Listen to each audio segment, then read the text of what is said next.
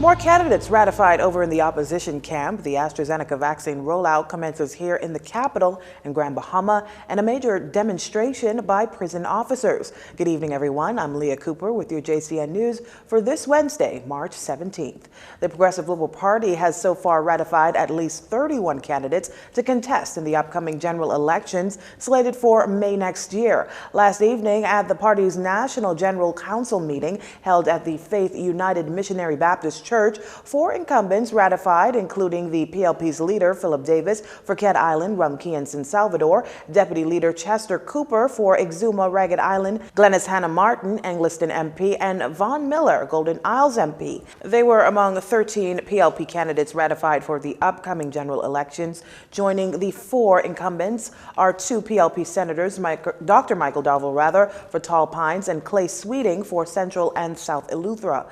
The remaining candidates include newcomers Leroy Major for Southern Shores, Christopher Saunders for St. Anne's, Kirk Cornish for North Abaco, Miles LaRota for Pinewood, Pia Glover Rowe for Golden Gates, Lisa Ramming for Marathon, and Sylvanus Petty for North Eleuthera. In a statement, the PLP says this group of men and women are ready to help build a fairer and equal opportunity for the Bahamas. They also added that these people are looking to bring their expertise, service, and good character to the forefront of good governance. It's official. The Oxford AstraZeneca vaccine rolled out this morning in the first phase here in the capital and Grand Bahama. Vaccination sites include the Princess Margaret Hospital, Doctors Hospital, and the Rand Memorial Hospital. The vaccination site at Loyola Hall received healthcare workers in the public and private sector, elder care homes, non-ambulatory residents, and uniformed branches.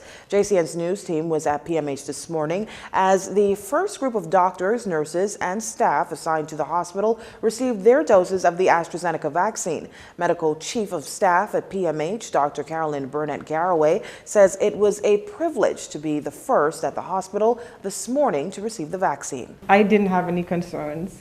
The numbers were so small that had the clot, and I don't have any predisposing factors to get a clot.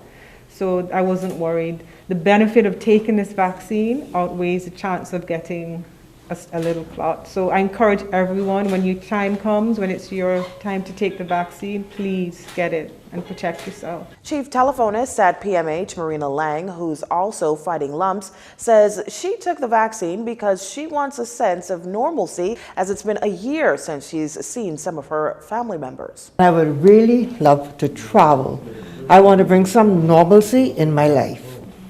Visiting family members, especially my dad, he's 88 years old, and I need to be around him to take care of him. I have a son in the United States, I would like to visit him.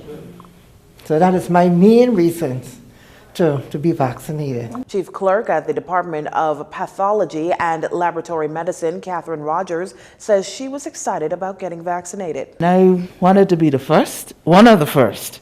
As I said, listen, I tired wearing these masks, and I wanted to get back into some sort of normal life. I wanted to hug my family, my nieces and nephews, so that's why I said, man, as soon as they saw this, I can be there. Sister Patricia Newbold, Senior Nursing Officer with responsibility for ambulatory care services, was the administrating nurse. Since the coronavirus has been in the country, nearly 9,000 Bahamians have been infected with the virus in the last year. There was a major demonstration by corrections officers today at the National Security Headquarters on JFK Drive. The officers say they have followed due course but continue to be neglected by the government. The officers say they have watched as the police and defense force receive promotions, overtime, and back pay. The corrections officers also say they can no longer work under the extremely poor and unsafe conditions at the prison. The officers were supported by several political parties. DNA leader Arinthia Komalafe said all the uniform branches should be treated fairly. So it's a number of issues. Of course, we don't have any issues with the fact that our uniform branches are being taken care of, and there's elevation with the defense force and with the police force. But of course, if you're going to have a uniform policy or practice concerning the uniform branches, then you should have equity and consistency across the board, and that seems to not be the case with correctional officers. So we will be addressing those issues in the DNA administration in terms of addressing the human resources issues that they face. We cannot use, or the current administration cannot use Dorian and the pandemic as reasons why they have not been able to address these issues, because as you have heard, they've been going on from as far back as 2005.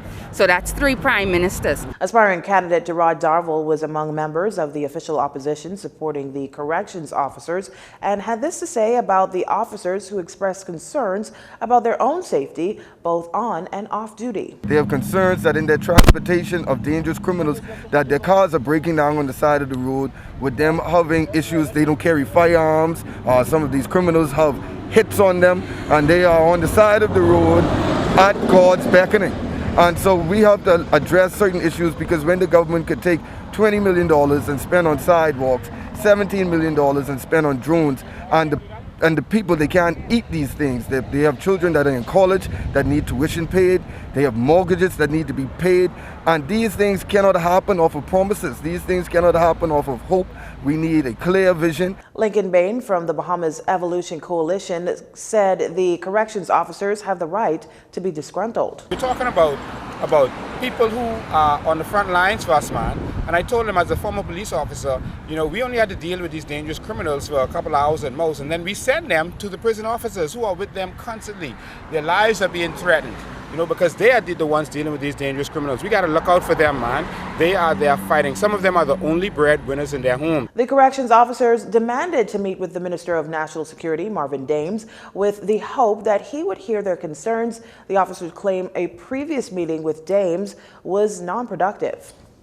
And an 18-year-old was remanded to the Bahamas Department of Corrections after he was arraigned in the magistrate's court accused of one of the country's latest homicides. Randy Mackey was arraigned before Chief Magistrate Joanne Ferguson Pratt on Tuesday, charged with the March 9th murder of Renardo Morley. On the day in question, around 9 p.m., officers received reports of a shooting on Sugar Apple Street, Pinewood Gardens. Police in their reporting say the victim was traveling east on Sugar Apple Street when a car pulled across his Honda Accord, causing him to stop. That's when a gunman opened fire in the direction of the victim's car, where he eventually died.